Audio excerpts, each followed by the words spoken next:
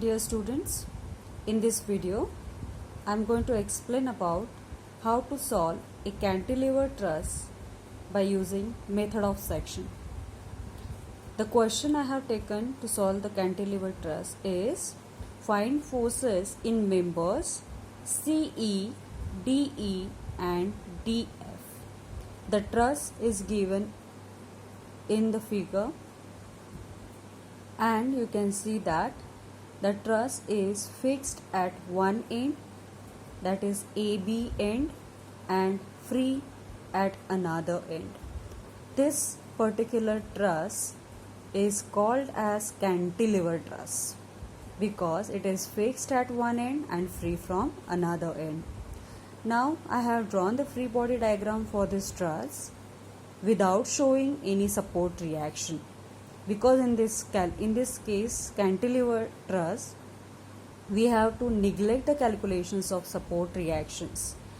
The reason is, in cantilever truss, when one end is fixed, to that fixed end there are 4 support reactions are defined, and if we use 3 conditions of equilibrium to solve these 4 support reactions, so then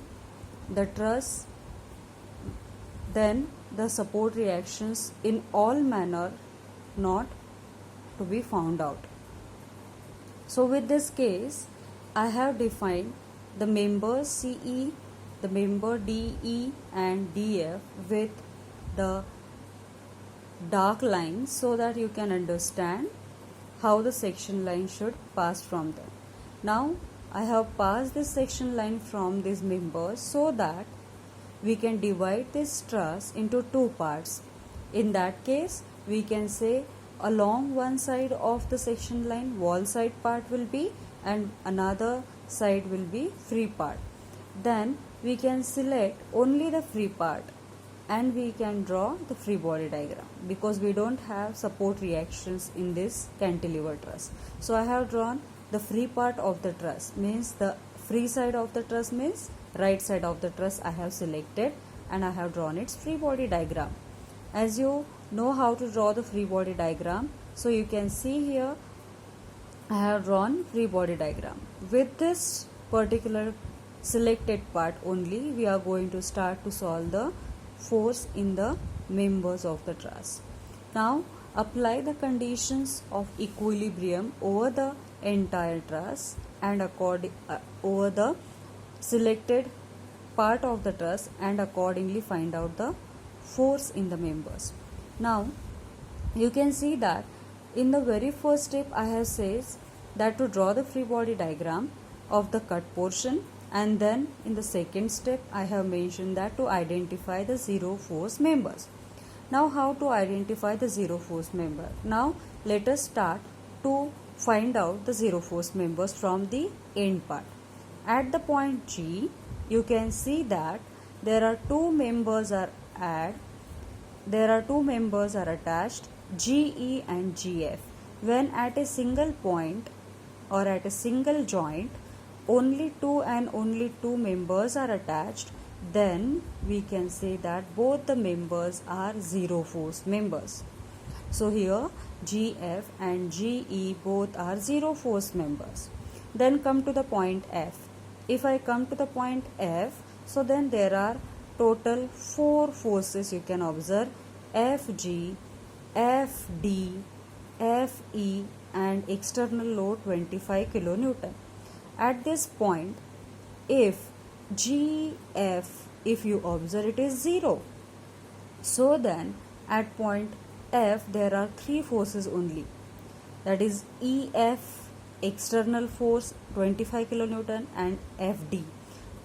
Amongst them EF and 25 kilonewton at point F are collinear, and third force is passing from them, it is FD.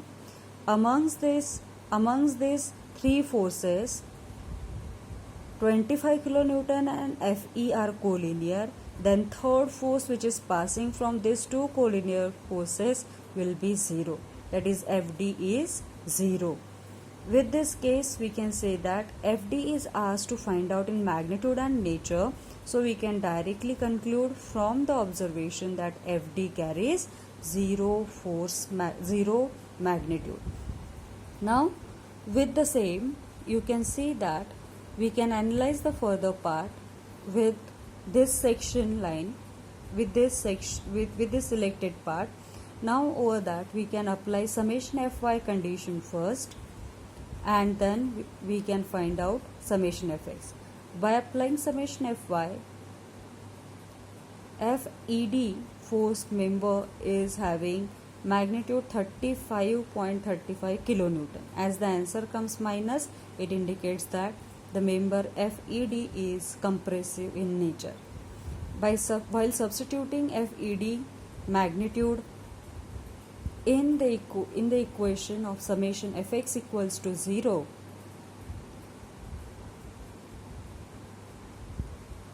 we can define FEC is equals to 25 kilonewton positive. It means it is a tensile nature. Now represent your answers in tabular form and represent its magnitude and its nature properly.